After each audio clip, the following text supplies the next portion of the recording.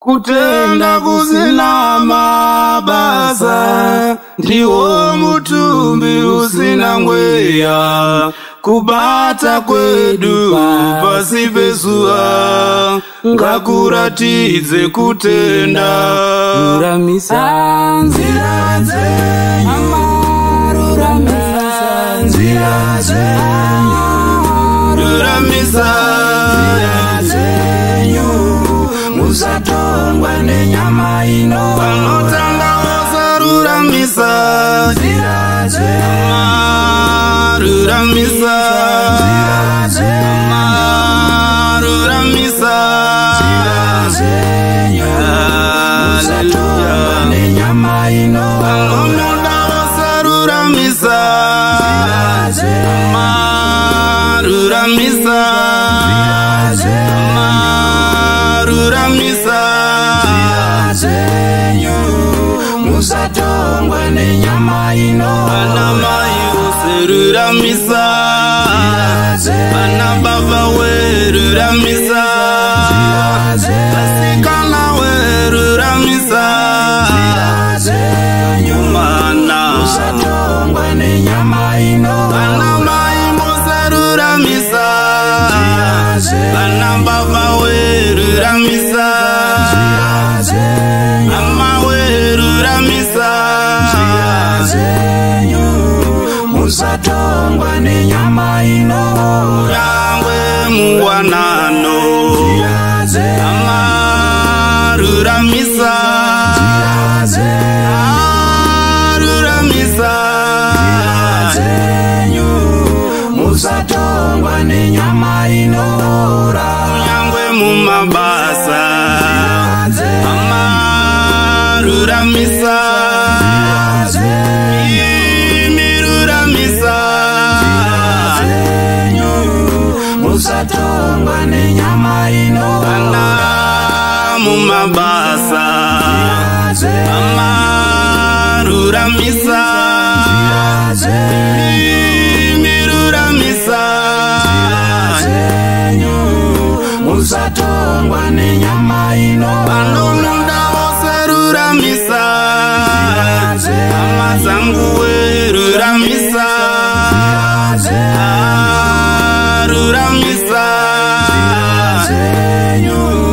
musatongwa nenyama ino. vakatenda vose ruramisa, ama ruramisa, ama ruramisa,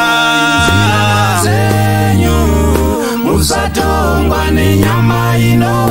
nyangwe paunofamba, ama ruramisa, ama ruramisa,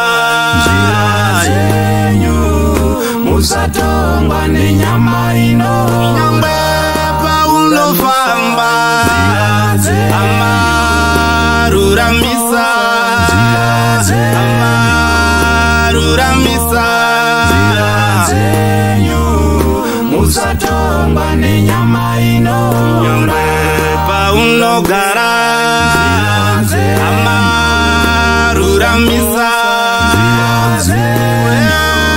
ruramisa, musatongwa nenyama ino. ana mai we ruramisa, ana baba we ruramisa, ana munda we ruramisa, musatongwa nenyama ino. ruramisa, ruramisa, ruramisa,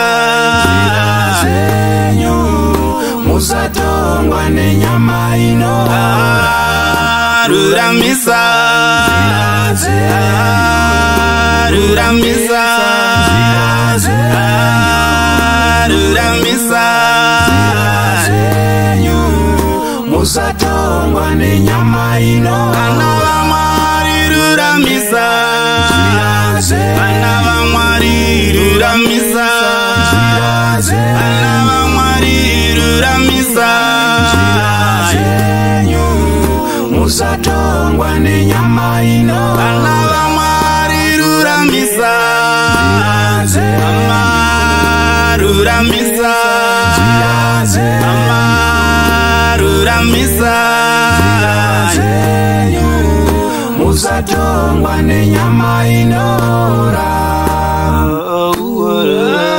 Inzwa mudikani, zvatinoziva kuti tigere panyika ino, asi hatigari panyika ino nokusingaperi. Kune nguva dzinouya apo nyama ichazenge yaparadzana nomweya. Nyama yatorwa nevhu kunova kwayakabva, mweya uchitarisana nemutongi wenyika yose anova Jesu Kristu. Tinoziva kuti zvizhinji zvinodiwa nenyama, asi zvose zvinodiwa nenyama zvinoendesa kurufu. Asi takasikirwa kuti tive vana vaMwari tichiita mabasa akanaka, sezvinoreva shoko raMwari kuvaEfeso chapter 2 verse ya 10 richiti, nokuti tiri basa rake, takasikwa kuti muna Jesu Kristu tiite mabasa akanaka akagadzirwa kare naMwari kuti tigare maari. Saka zvakakosha hama mudikani kuti udzidzise nyama yako kutya Mwari, utize kuchiva kwose kwenyama nekuti kunoendesa kurufu. Utende muzita raJesu Kristu kuti ndiye upenyu, ndiye zvokwadi uye ndiye nzira inotiendesa kuupenyu husingaperi hwatakagadzirirwa naIshe wedu Jesu Kristu. Amen.